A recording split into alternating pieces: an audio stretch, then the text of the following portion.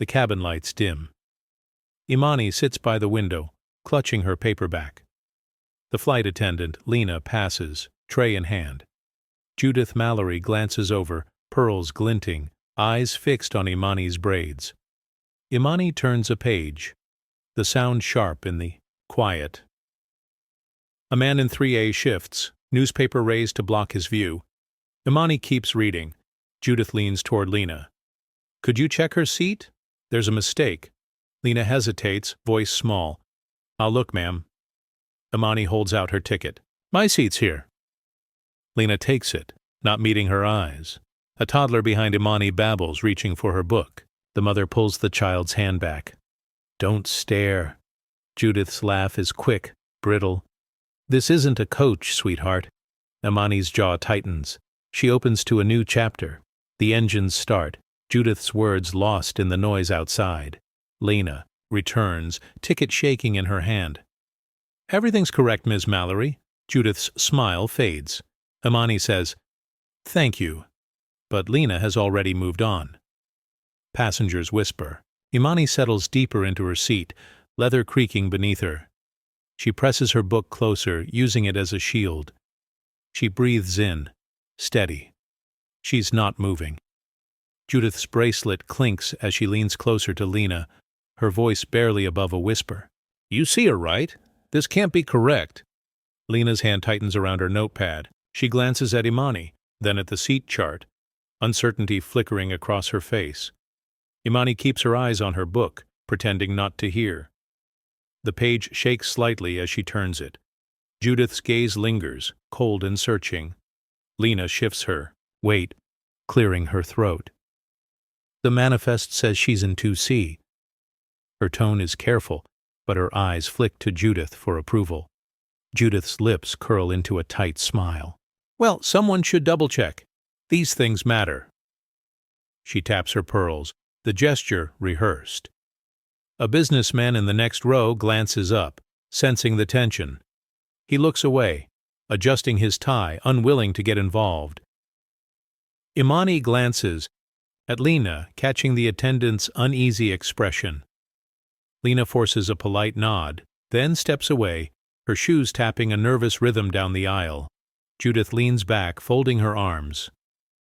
"Some people just don't understand boundaries," she mutters, not caring if Imani hears. Imani's grip on her book tightens. She refuses to shrink, her posture straight, her breathing even. A woman across the aisle watches, lips pressed together. She offers Imani a small, supportive nod before turning back to her magazine. The cabin's mood shifts. Quiet, but heavy. Every gesture, every glance carries weight. Lena pauses at the galley, exhaling slowly. She checks the manifest again, hoping for an easy answer that won't come. Judith adjusts her pearls, satisfied for now. Imani turns another page, refusing to be moved. The plane taxis, engines humming, tension thick in the air. Lena returns with a tray, her hand trembling as she pours a glass of juice. "Would you like something to drink?" she asks Imani, voice quiet. Imani nods, accepting the glass. "Thank you." Her tone is calm, her posture straight, refusing to fold under Judith's steady glare. Judith watches, lips pressed in a thin line. She shifts in her seat, crossing her legs with a sharp movement. "Some people have no shame," she murmurs, just loud enough for Lena to hear. Lena glances at Imani, then quickly looks away, focusing on the tray. She offers Judith a drink, but Judith waves her off, attention fixed on Imani. Imani takes a slow sip, eyes never leaving her book. The juice is cold, the glass sweating in her hand. She places it carefully on the tray table, fingers steady. A young boy across the aisle nudges his mother. "Why is everyone so quiet?" he whispers. The mother shushes him, casting a worried look toward Imani. Lena collects empty glasses from other passengers, her steps uneven. She pauses by Imani, forcing a smile. "Let me know if you need anything else." Imani nods, voice gentle. "I'm fine, thank you." Judith sighs, loud and pointed. "Unbelievable," she mutters, flipping through a magazine with unnecessary force. Imani's shoulders stay relaxed. She turns another page, refusing to let the tension close in. A man 2 rows back coughs, shifting in his seat. The quiet in the cabin grows heavier, every gesture loaded with meaning. Lena disappears into the galley, her relief visible in her hurried steps. Imani keeps reading, her presence unshaken, her dignity intact. The plane begins its slow climb, engines humming beneath the weight of judgment. The seat warmer hums beneath Imani, but the comfort feels distant. She runs her fingers along the soft leather, noticing how every detail, the embroidered headrest, the chilled towel, seems to highlight her difference. Judith glances at the wine list, then at Imani, her eyes lingering with a challenge. "Imai." Attendant offers a scented cloth.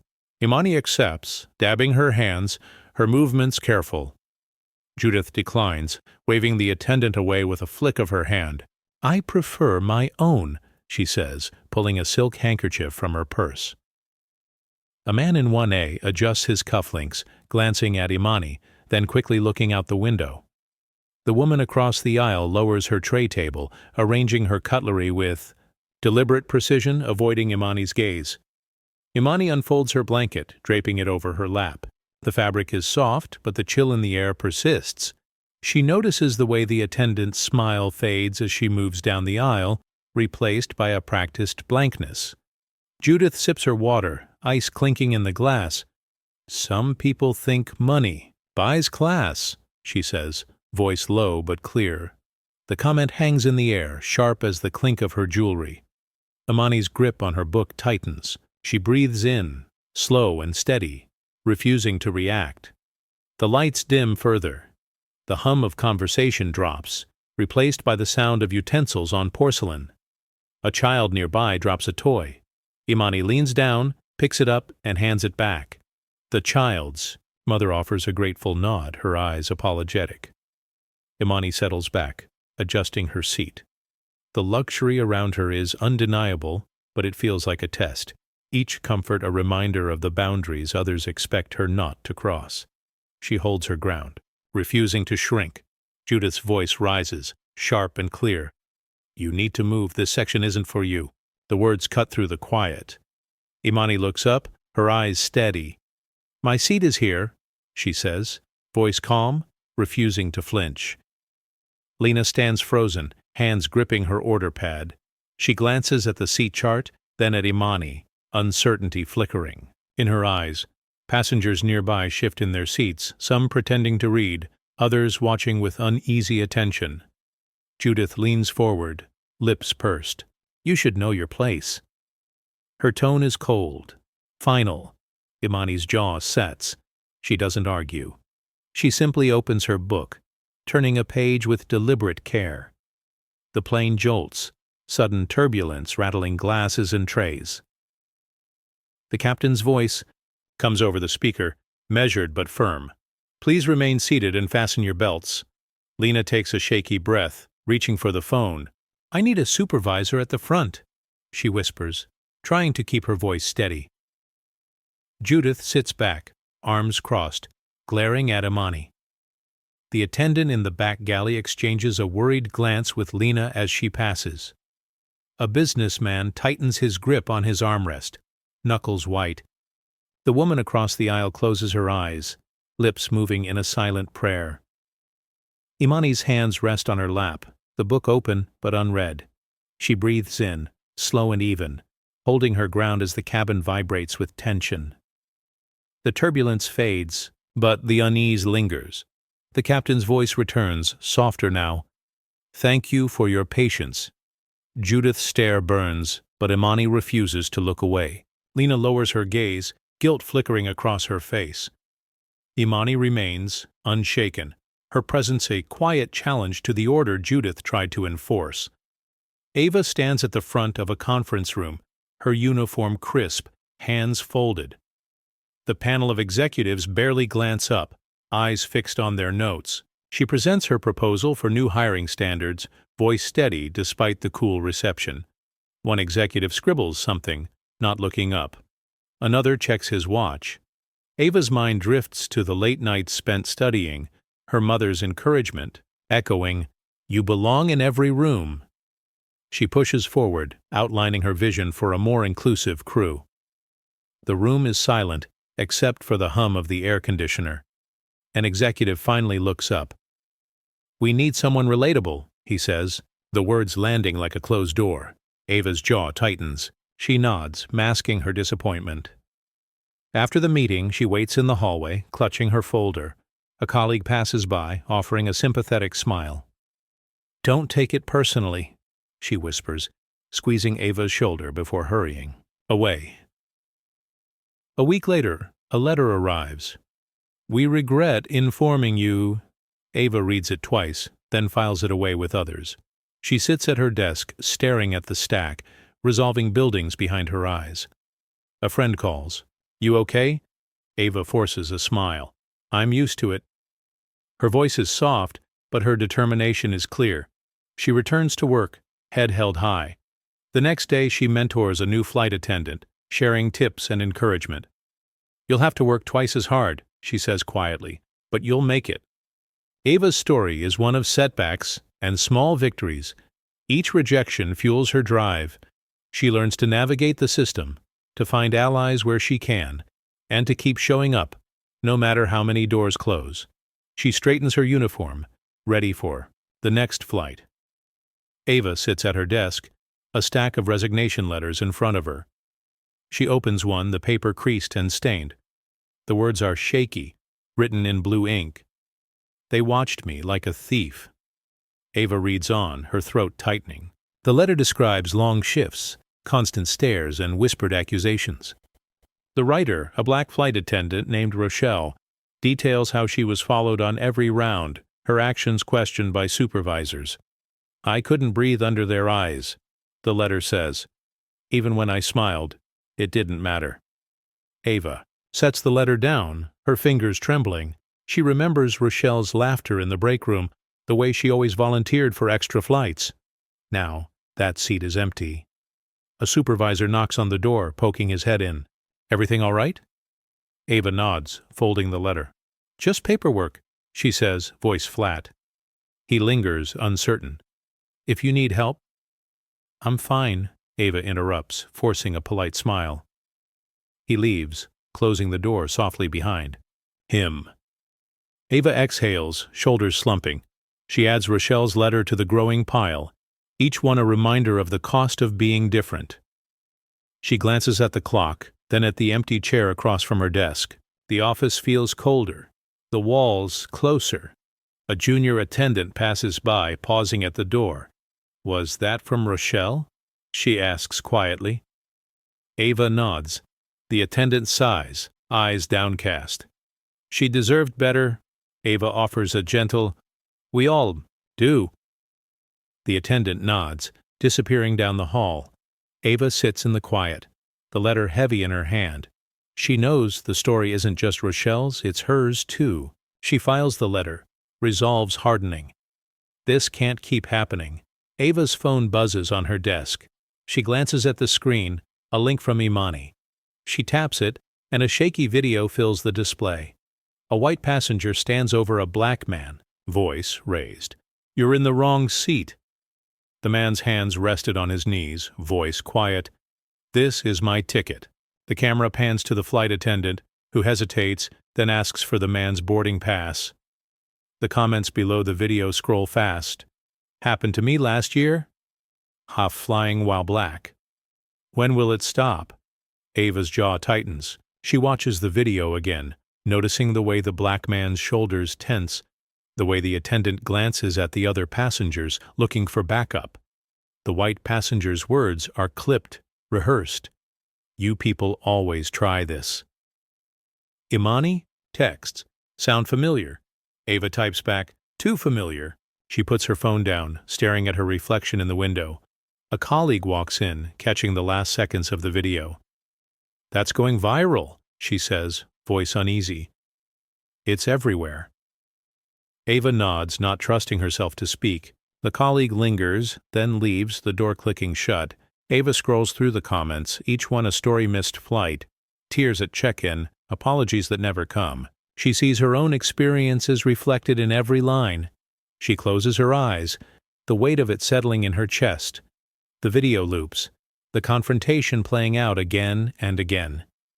It's not just news. It's a mirror. Ava stands, phone in hand, determination building.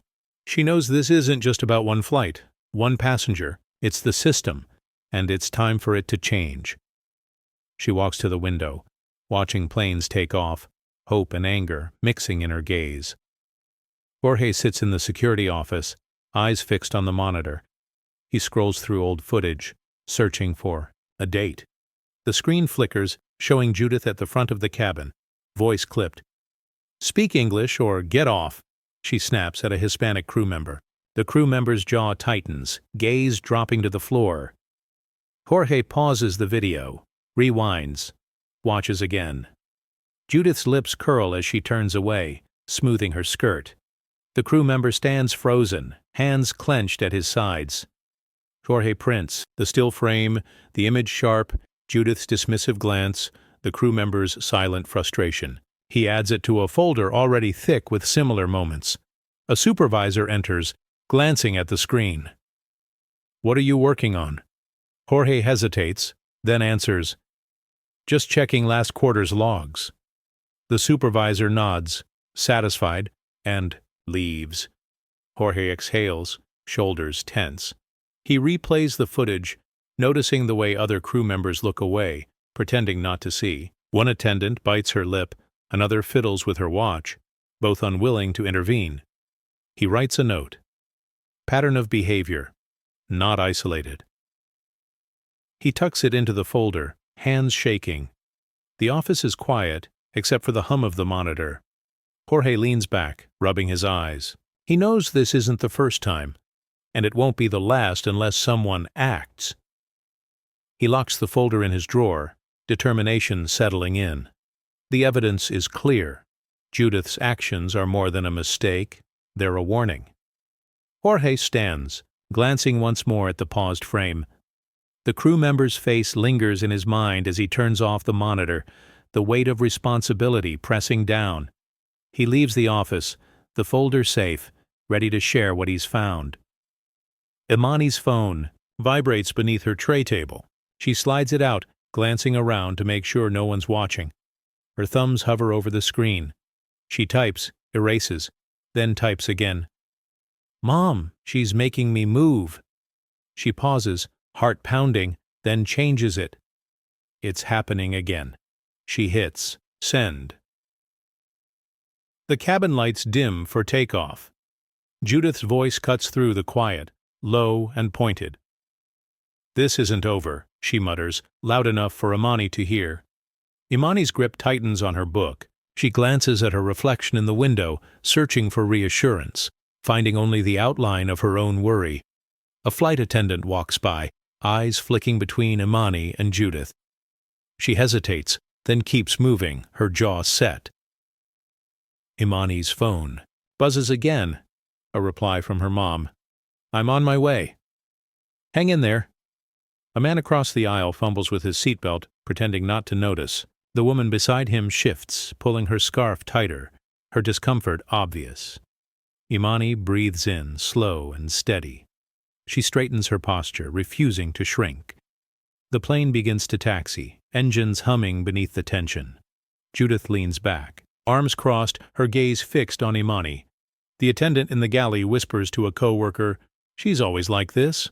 The co-worker nods, glancing at Imani with sympathy. Imani's hands rest on her lap, phone hidden beneath her book. She reads her mother's message again, drawing strength from the words. She looks out the window, watching the runway lights blur as the plane picks up speed. She's not alone, not this time. Jorge sifts through the company's email archives, the glow of his monitor casting shadows across his desk. He scrolls past routine memos, searching for anything unusual. His coffee sits untouched, growing cold. Then he spots its subject line. Undesirables in first class. He clicks, eyes narrowing as the message loads. Judith's words jump out. I'll sue if you let this slide. The tone is unmistakable demanding, entitled. Jorge's jaw clenches. He prints the email, the machine whirring softly, each page a record of what's been swept aside. He flips through more messages, finding a trail complaints, warnings, thinly veiled threats. One from a manager. Just keep her happy, it's not worth the trouble. Another. We'll handle it quietly. The pattern is clear. A colleague walks in, glancing at Jorge's stack of papers. You working late again? Jorge nods, covering the printouts with a folder. Just catching up. The colleague shrugs, dropping a file on the desk. Don't let them bury you in paperwork. He leaves, door swinging shut. Jorge exhales, sorting the evidence. He writes a note. Pattern of discrimination documented. He tucks it into the folder, hands steady now. He stands, stretching, the weight of what he's found settling over him. He knows these emails aren't just words. They're proof. And they matter. He locks the folder in his drawer, glancing once more at the screen. The truth is there. Buried, but not lost. He's ready to bring it to light. Jorge turns off his monitor, determination in his eyes. He leaves the office, the folder secure, knowing tomorrow will be different. Ava stands in front of her locker, pinning her wings to her uniform. Her phone buzzes with a warning from a colleague. They're talking about you again. Be careful. Ava's fingers pause. She exhales, steadying herself. Let them talk, she whispers, her voice low but certain. She remembers her mother's hands braiding her hair, the words soft but fierce. You'll have to work twice as hard. Don't let them see you break. Ava straightens her collar, checking her reflection. She sees not just herself but every woman who came before her. A supervisor passes, offering a tight nod. You're up for the next flight. Ava nods, her tone even. I'm ready. A junior attendant lingers nearby, eyes wide with worry. They say you're making waves. Ava offers a small smile. Waves are how you move forward. The terminal is busy, announcements echoing overhead. Ava's heels click against the tile, each step measured, purposeful. She passes a group of pilots, their conversation stopping as she walks by. She keeps her chin up, refusing to shrink. Friend catches up, breathless. You sure you want to keep pushing? Ava glances at her. I just have to show up. That's enough for now. Her friend squeezes her arm, offering silent support. Ava heads toward the gate, the weight of expectation. Heavy but not crushing. She boards the plane, greeting each crew member by name. Let's have a good flight, she says, her voice calm, commanding respect without raising it. As the doors close, Ava takes her seat in the cockpit, determination settling in her chest. She knows the system won't change overnight, but she's not leaving. Not today. She's here. That's what matters. A man in 12B holds his phone low, thumb hovering over the record button. He glances at his daughter beside him, her eyes wide with worry. He whispers, It's not right. She nods, silent, watching Judith's confrontation with Imani unfold just a few rows ahead. He pressed the record. The screen captures Judith's pointed words, Imani's steady response, Lena's anxious glance. The man's hand shakes, but he keeps filming. His daughter squeezes his arm, whispering, Are you going to post it? He hesitates, then nods. He uploaded the video. Watch this. The screen shows 1 share, then 10, then 100. Notifications begin to flood in. He sets the phone down, heart pounding. Across the aisle, a woman catches his eye, offering a small, grateful nod. Lena passes by, noticing the phone in his hand. She pauses, uncertain, then keeps moving, her steps quickening.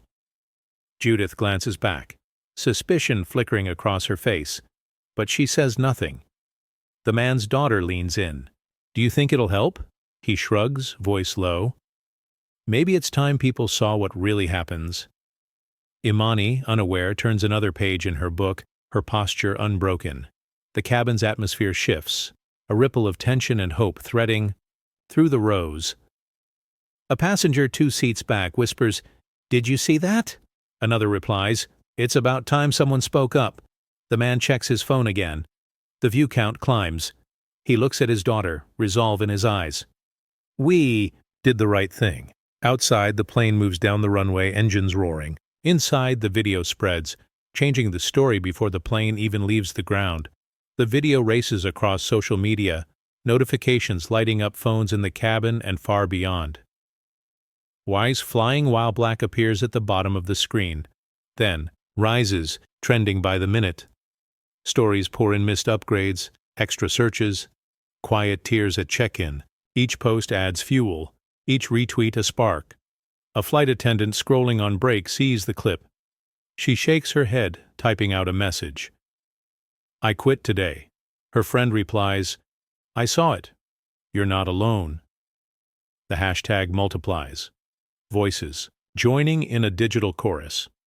Ava's phone buzzes nonstop. She reads the comments, some angry, some hopeful, all demanding change. Imani's face appears in the video thumbnail, her calm a stark contrast to Judith's rigid posture. Judith, watching the storm unfold on her own device, stiffens. She tries to call a friend, but it goes to voicemail. Her fingers tremble as she scrolls through the backlash, each comment a reminder that her actions are no longer private. A man in the airport lounge nudges his wife. "Look at this," he says, showing her the video. She frowns, shaking her head. "It's everywhere." Imani sits quietly unaware of the digital uproar. Passengers nearby glance at their screens, then at her, their expressions shifting from curiosity to discomfort to respect. Ava receives a text from a former colleague. "Thank you for not backing down." She exhales. The weight of the moment, settling in. The hashtag climbs higher, the world watching, the system's cracks exposed. For the first time, the story isn't hidden. It's out in the open, impossible to ignore. Judith clutches her designer purse, knuckles pale against the leather strap. She scrolls through her phone, reading comment after comment, each one sharper than the last. "Karen of the skies," one says. She swallows hard, lips pressed tight. The purse feels heavier, her last shield in a cabin that's turned cold. A flight attendant approaches with a tray of drinks. Judith waves her off, voice brittle. "No, thank you." The attendant nods, moving on, her eyes lingering on Judith for a moment, then softening as she offers champagne to another passenger. A woman across the aisle glances at Judith, then quickly focuses on her book. A man nearby leans over to his partner, whispering, "That's her." Judith hears it, her grip tightening.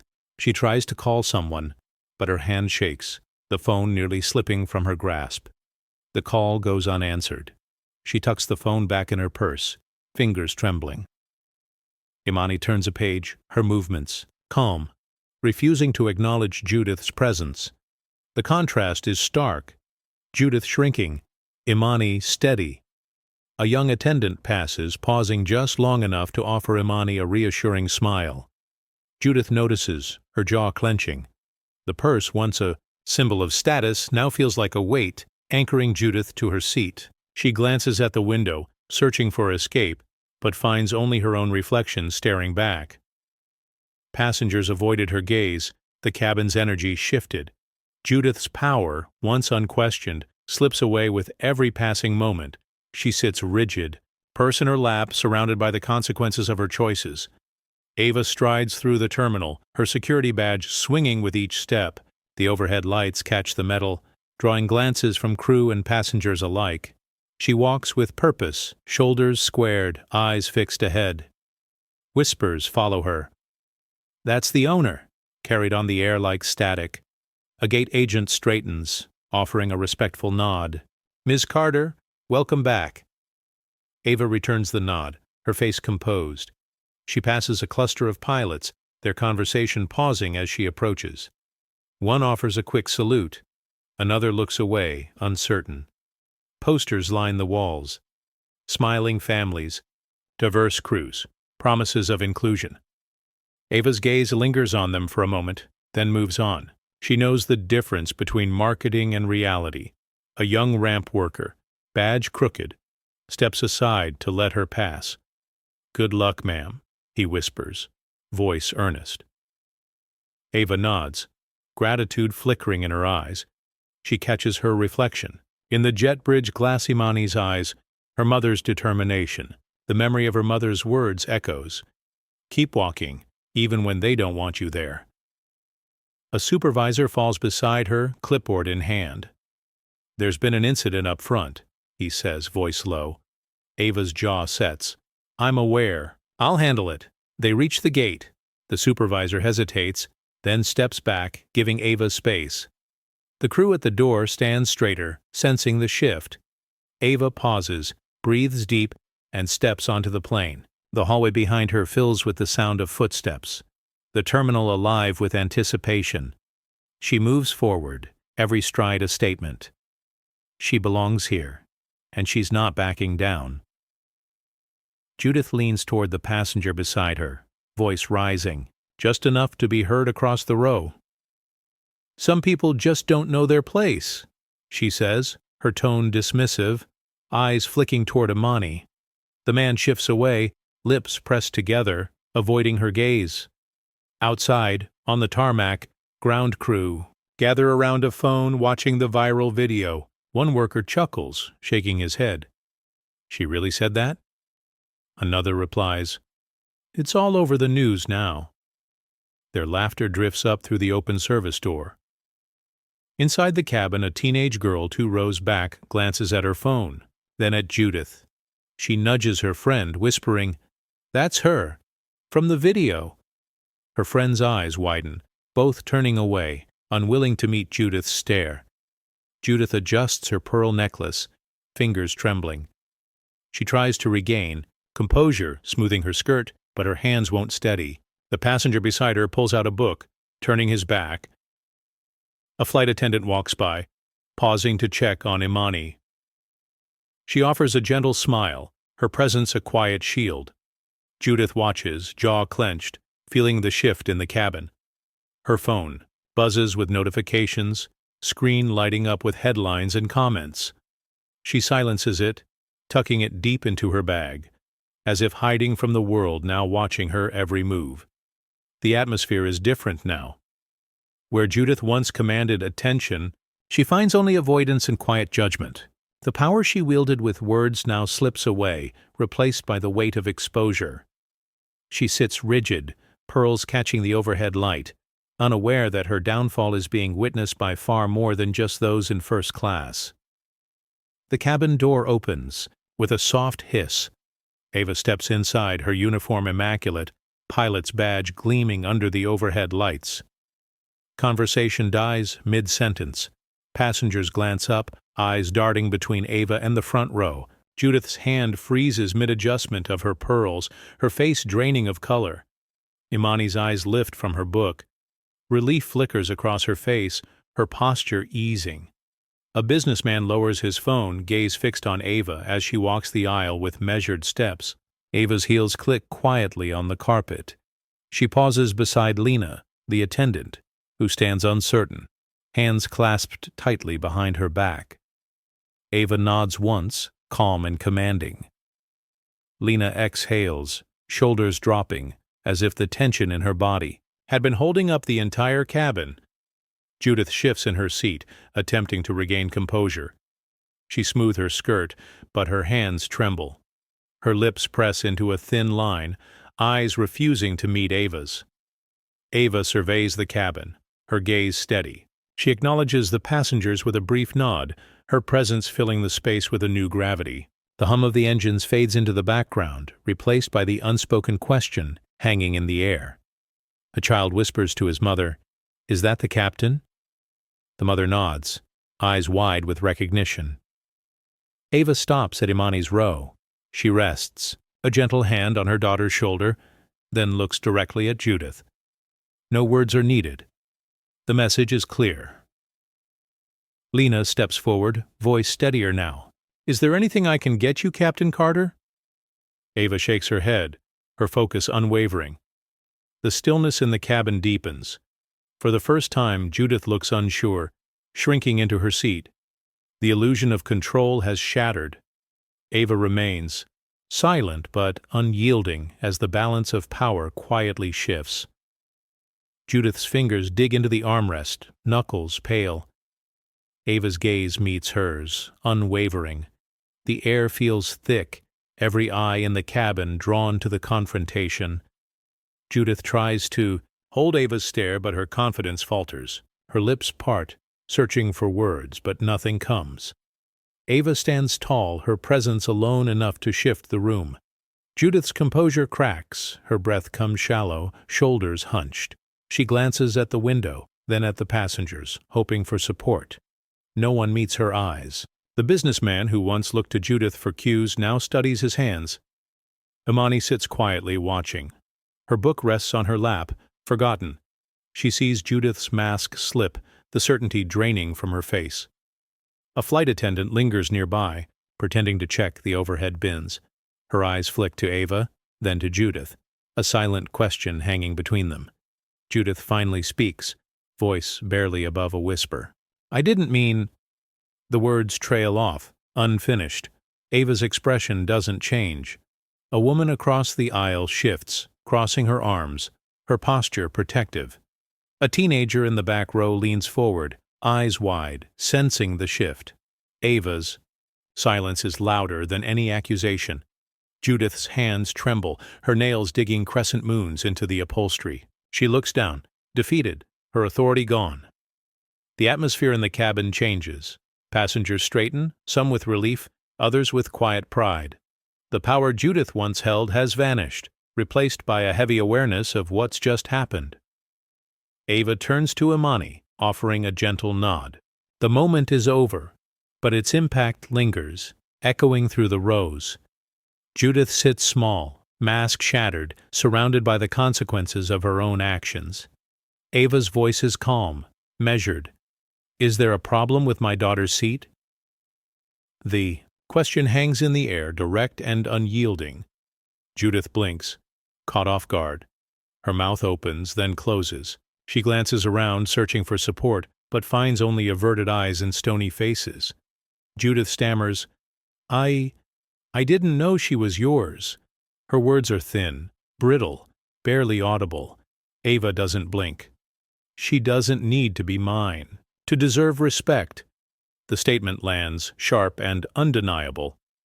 A child in row 2 whispers, "That's her mom," to his father, who nods, pride flickering in his eyes.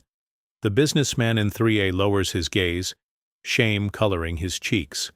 Judith shifts in her seat, fingers twisting the strap of her purse. "I just thought—" She starts, but Ava cuts her off with a look, not a word.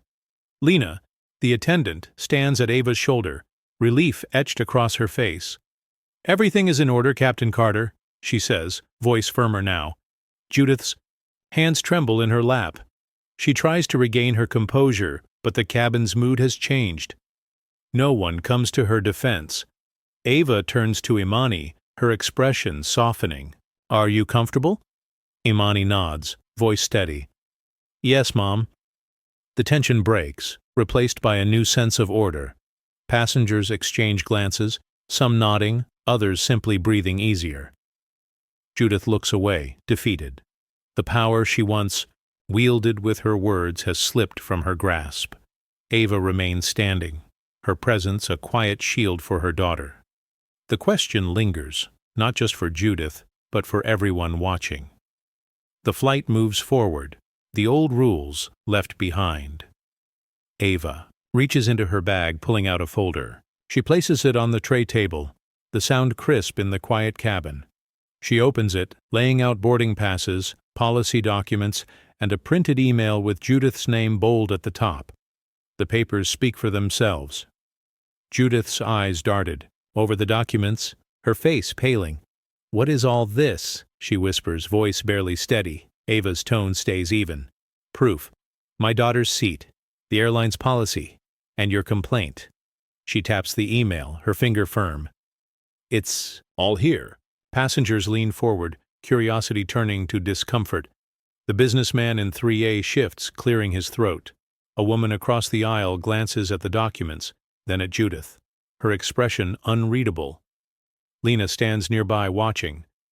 "Everything checks out, Captain Carter," she says, her voice gaining strength. "There's no mistake."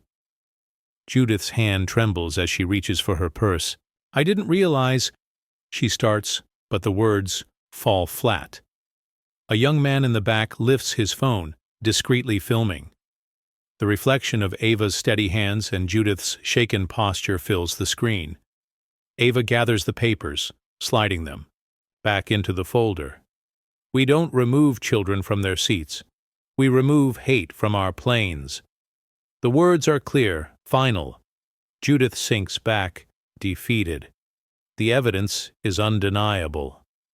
Imani looks at her mother, pride shining in her eyes. The tension in the cabin eases, replaced by quiet understanding. Ava closes the folder, her movements precise. The message is clear, the truth is not up for debate. The plane continued, the atmosphere changed. Justice, delivered without raising a voice. Judith's hand shakes as she lifts her champagne, the glass rattling against her ring.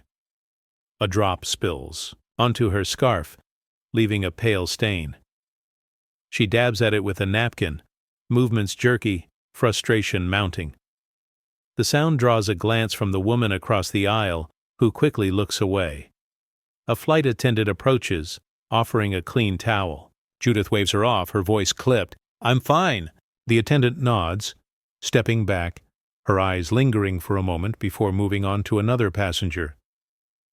Judith tries to compose herself, smoothing her skirt, but her fingers tremble. She catches her reflection in the window, noticing the unevenness in her posture, the tension in her jaw. The confidence she wore so easily now slips away, replaced by uncertainty.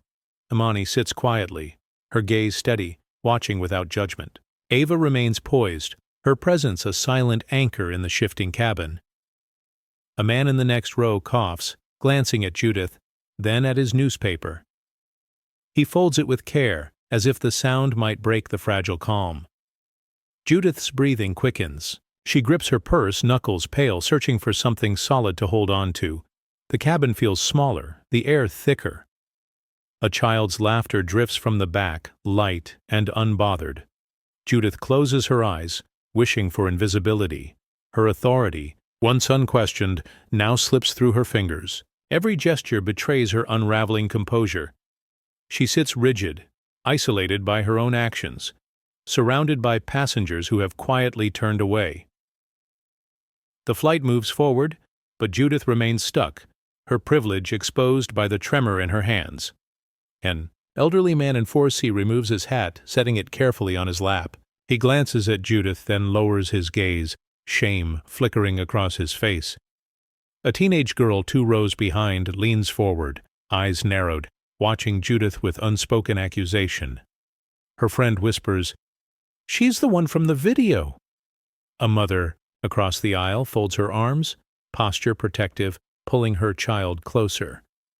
The businessman in 3A fidgets with his pen, tapping it against his notepad, the sound sharp in the hush. Passengers shift in their seats, discomfort rippling through the cabin like a current. Judith stares ahead, jaw clenched, feeling the weight of every glance. Her authority has vanished, replaced by a quiet judgment that needs no words. Imani sits tall, her presence steady, refusing to shrink. Ava rests a hand on her daughter's shoulder, a silent gesture of support. The flight attendant, Maria, pauses at the front, her eyes meeting Imani's for a moment. She offers a small, apologetic nod before returning to her duties. A man whispers to his seatmate, "She did this before." The seatmate nods, lips pressed tight. The cabin, once a place of comfort for Judith, now feels like a courtroom. Every passenger is a silent witness, every movement a verdict. Judith shifts, crossing her arms, but the sense of isolation only deepens. The atmosphere is different now. The collective gaze has shifted, no longer focused on Imani, but on the woman who tried to push her out. Ava's calm anchors the moment. Imani opens her book, reclaiming her space. The plane continues on, the balance of power quietly, permanently changed. Maria approaches, her steps hesitant. She kneels beside Imani, voice barely steady. "I'm so sorry for what happened," she says, eyes glistening. Imani nods, her gaze gentle but distant. Maria's hands twist her apron, regret plain in her posture. "We should have done better," she adds, voice cracking. Ava watches, silent, her expression unreadable. Maria glances at her, searching for forgiveness. Ava offers a slow, measured nod, acknowledging the apology but not letting the moment pass too easily.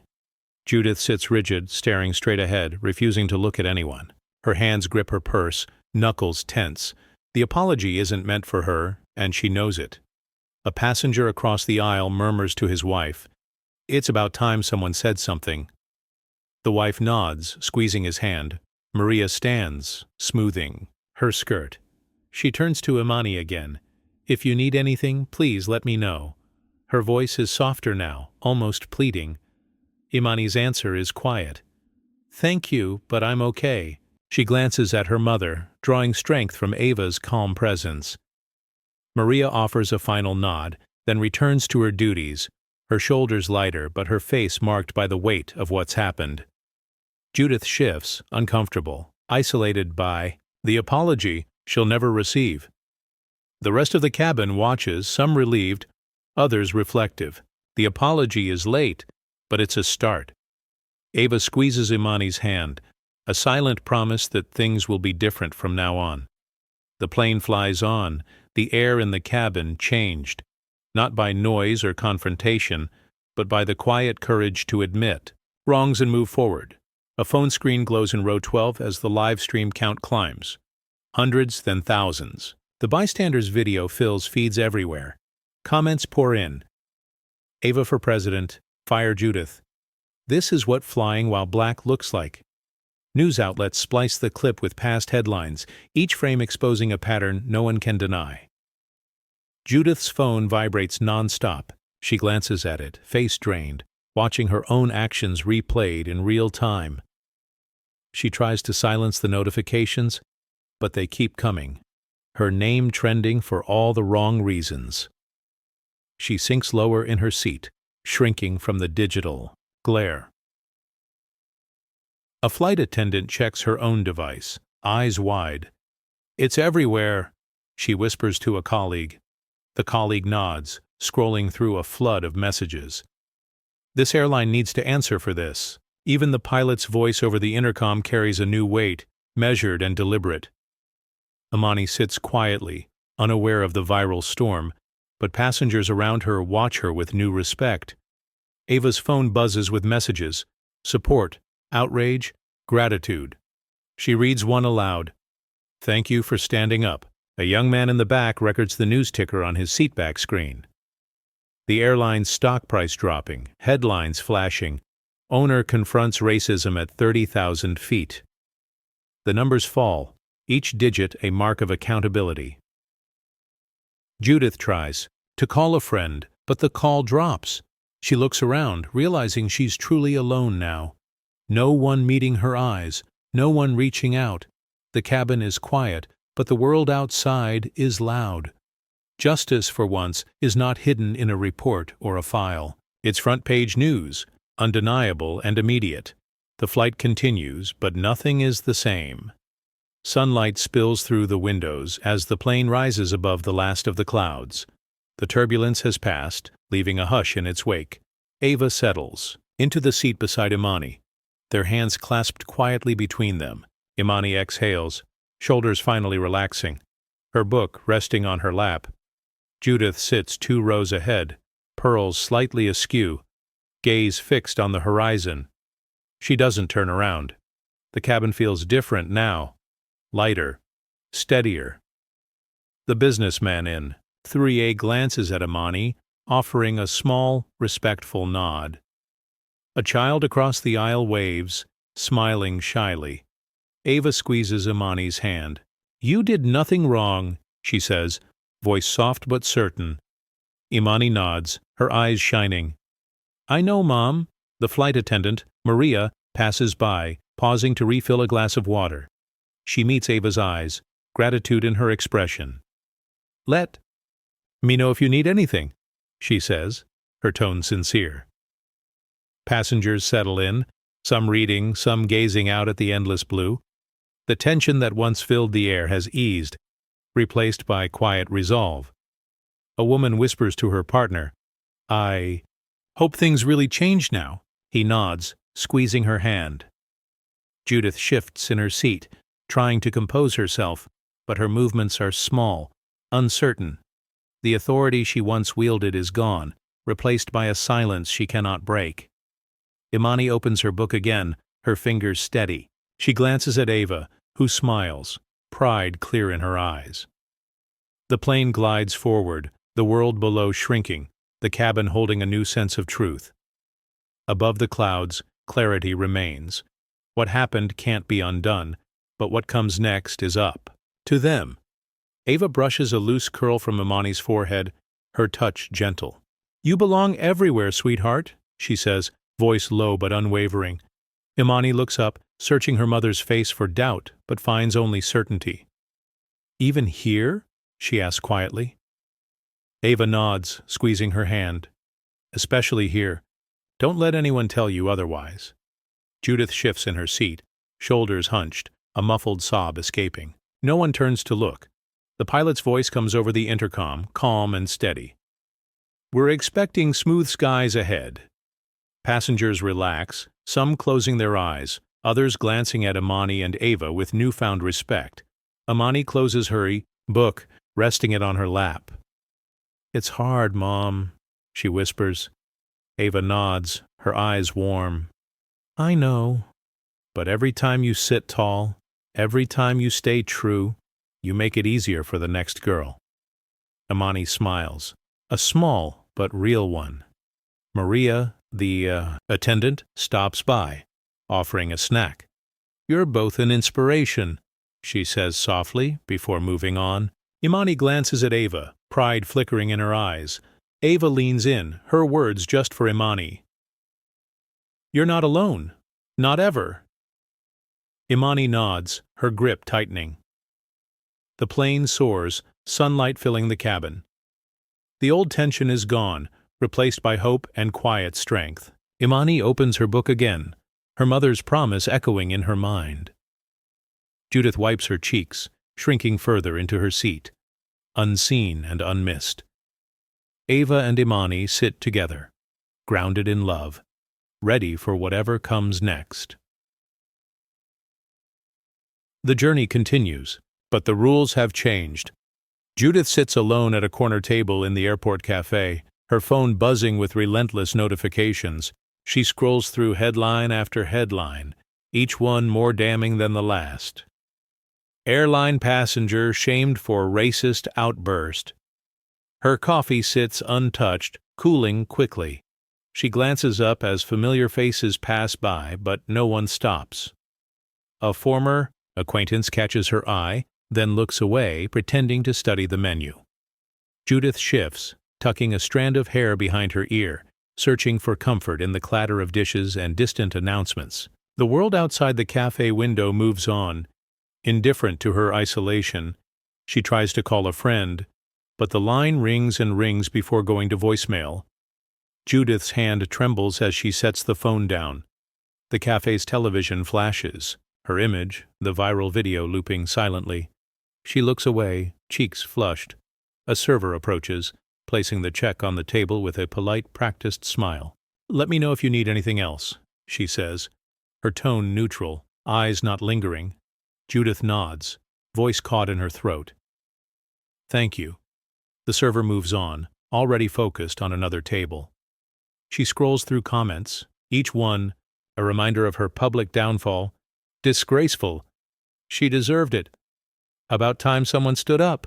Judith's fingers hover over the screen, uncertain whether to defend herself or disappear. The cafe is full, but Judith feels invisible, surrounded by people who once greeted her with warmth. Now she is just another headline, another lesson in consequences. She stares out the window, the world moving forward without her, her loneliness settling heavier than ever. Judith gathers her things and steps into the terminal, shoulders hunched beneath the weight of stares she can't escape. She spots a familiar face, a woman she once lunched with every Thursday. Their eyes meet for a split second. The woman quickly turns, pretending to check her boarding pass, and veers away. A group from Judith's old book club passes by, chatting quietly. One glances over, recognition flickering, but she whispers something to the others, and they all drift to the far side of the concourse. Judith slows, watching them go, her chest tight. She tries to smile at an old neighbor, but he avoids her gaze, suddenly fascinated by a vending machine. Judith's steps falter. The terminal, once a place of casual greetings and easy conversation, now feels like a maze of closed doors. A young mother hurries past with her child, pulling him closer when he asks, "Isn't that the lady from the news?" The mother shushes him, eyes fixed ahead. Judith pauses near a window, watching planes taxi in the distance. She scrolls her phone, searching for a message, a call, any sign of support. Her inbox is empty. A security guard walks by, nodding politely, to everyone but her. Judith tucks her chin, wishing for invisibility. She stands alone, surrounded by the noise and movement of the terminal, but no one reaches out. Every face she recognizes becomes a stranger, every memory of friendship replaced by avoidance. Judith lingers, hoping for a smile, a wave, some sign of forgiveness. None comes. She turns away, the sting of exclusion sharper than any headline. Ava sits at her desk, sunlight streaming through the office window. She reviews a stack of documents, each page marked with careful notes. The new anti-bias training manual lies open beside her, bold letters reading, "Every seat earned, every voice heard." She signs off on the final draft, her signature crisp and certain. Her assistant, Jorge, enters quietly. "The campaign's ready to launch," he says, handing her a folder filled with ad mock-ups. Ava flips through the images.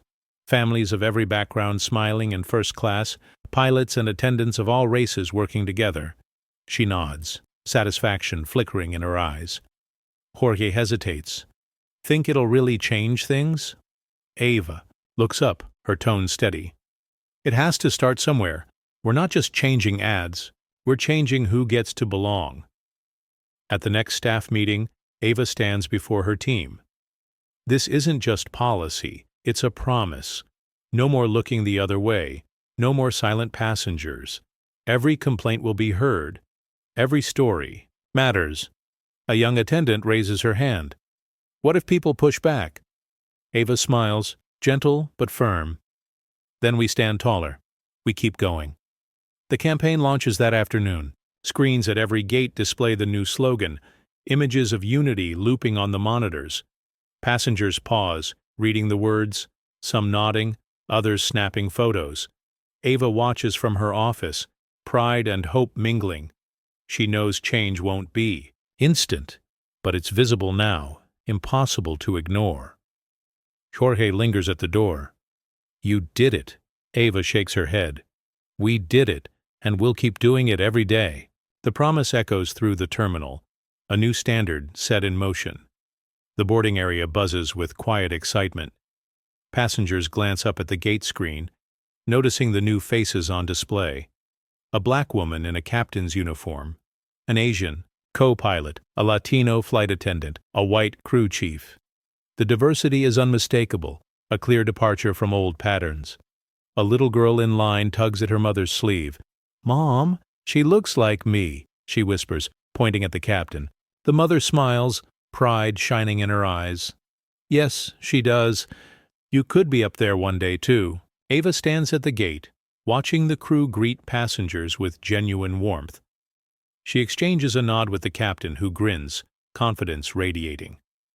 An elderly man boarding first class pauses, surprised, then offers a respectful, "Good morning, Captain?" She returns it with a steady, welcoming tone. A businessman snaps a photo of the crew, sending it to his wife. "Look at this. About time." Nearby, a frequent flyer remarks, Feels different, doesn't it? His companion nods. In the best way. As the plane fills, the atmosphere shifts. Passengers relax, conversations flow more easily, and the old tension is gone. The crew works seamlessly, each member's strengths on display. Ava lingers at the doorway, heart full. Jorge joins her, voice low. You see it? She nods, eyes bright. It's real now, not just words on a poster. The doors close, the plane pushes back, and the new team takes flight. The change is visible, undeniable, and hopeful. Ava watches, the jet roll down the runway, knowing this is only the beginning. Imani sits by her bedroom window, knees drawn up, journal open on her lap. She writes slowly, words flowing steady as the evening light. Change doesn't roar, she pens. It lands softly like wheels on a runway. She pauses, thinking of the flight, her mother's hand in hers, the quiet strength it took to stay. She remembers the stares, the whispers, the way her heart pounded when Judith's voice rose. She writes, It hurt, but I didn't move. I stayed. Her pen presses harder, leaving deep grooves in the page. Downstairs, Ava laughs with Jorge, the sound drifting up. Imani smiles, comforted by the warmth in their voices. She glances at a photo on her desk, her mother in uniform, beaming. I want to be brave like you, she scribbles. She recalls Maria's apology, the way passengers' eyes changed from suspicion to respect. People can change, she adds, if they see what's true. Her phone buzzes with a message from a classmate. Saw you on the news. You're amazing. Imani blushes, unsure how to respond. She writes, I didn't want to be seen. I just wanted to belong. She closes her journal, fingers lingering on the cover. The pain hasn't vanished, but it feels lighter now, replaced by hope. She whispers, I belong everywhere, testing the words, letting them settle. Imani sets, the journal on her nightstand, pulling the blanket up around her shoulders. She looks out the window, watching a plane blink across the sky. Change lands softly, she repeats, but it stays. She closes her eyes, ready for tomorrow, knowing her story is only just beginning. Screens flicker to life across airports. Nationwide, looping a new ad campaign. Families of every background settle into first class. A black father buckles his daughter in. An Asian grandmother laughs with her grandson. A Latino couple clinks glasses. A white teen helps an elderly neighbor with a bag. The message is bold. First class belongs to everyone. Travelers pause, drawn in by the images. A young woman in line wipes away a tear, nudging her partner. Look, that could be us. He nods, pride in his eyes. A group of flight attendants gather near a monitor, exchanging smiles. It's about time, one says, voice thick with emotion. Ava stands at a distance watching the campaign unfold. Jorge joins her, his hand resting on her shoulder. You did this, he says quietly. Ava shakes her head. We did. All of us. A teenage boy snaps a photo of the screen, posting it with the caption, Finally, something real. Comments pour in, This matters. I feel seen. Booked my next flight already. In the terminal, a little girl points at the screen, her eyes shining. Mom, she looks like me. Her mother hugs her close, whispering, You belong anywhere you want to be. The old ads, all polished sameness and empty promises, are gone. In their place, real faces, real families, real hope. Ava glances around, seeing the ripple effect. The way people stand taller, the way staff greet passengers with genuine warmth. The campaign is more than an ad. It's a declaration. As the screens loop the message again, the terminal feels different. The future, for once, looks open to everyone. Ava stands by the window in her office, watching planes taxi beneath a fading sky. She holds a mug in both hands, warmth seeping into her fingers. Jorge enters quietly, leaving a file on her desk. Big day, he says. Ava nods, gaze still fixed outside. It's not about one day, she murmurs. It's about every day. She thinks of the meetings, the pushback, the headlines, the moments she wanted to shout but chose not to. Justice isn't loud, she says, more to herself than to Jorge. It's steady. It's showing up even when you're tired, especially then. Jorge sits across from her, silent support in his posture. You made it possible, he says. Ava shakes her head. We all did. Every person who spoke up, every person who stayed, every person who didn't look away. She remembers her mother's voice, gentle but strong. Keep going. Don't let them decide who you are. Ava's reflection in the window is calm, older but proud. A notification buzzes on her phone. Another thank you message from a passenger. Ava smiles, setting the mug down. It's working, she says quietly. Maybe not fast, but it's working. Jorge stands, heading for the door. See you tomorrow, Ava. She nods, watching him go, then turns back to the window. The airport. Lights twinkle below. Planes rise and fall, each one carrying stories, hopes, new beginnings. Ava breathes in, steady and sure. Justice, she knows, isn't a headline or a shout. It's the quiet promise to keep showing up every single day, until the world finally listens.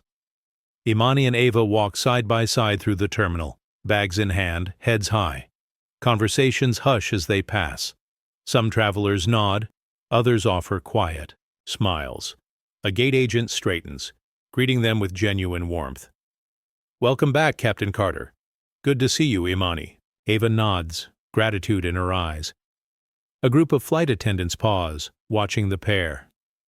One whispers, "That's them," awe in her voice. Another attendant, older, gives a respectful nod. They changed everything, she says softly. Imani glances around, noticing the stares. For the first time, she doesn't shrink. She meets each gaze, her confidence growing with every step. A little girl tugs her mother's sleeve, pointing. That's the girl from the video. The mother smiles, waving at Imani, pride shining in her face. A reporter at a newsstand lowers his camera, choosing not to intrude. He watches as Ava and Imani move forward, their presence commanding but never loud. Jorge waits near the exit, waving them over. You ready? He asks. Ava nods, her hand resting on Imani's shoulder. Always. As they reach the doors, sunlight spills into the terminal. Passengers and staff watch, some with admiration, others with respect. The world is still watching, still learning. Imani takes a deep breath, feeling the weight of the journey behind, her and the promise of what's ahead. Ava squeezes her hand, steady and sure. They step outside, the airport alive with possibility, the path ahead brighter than ever.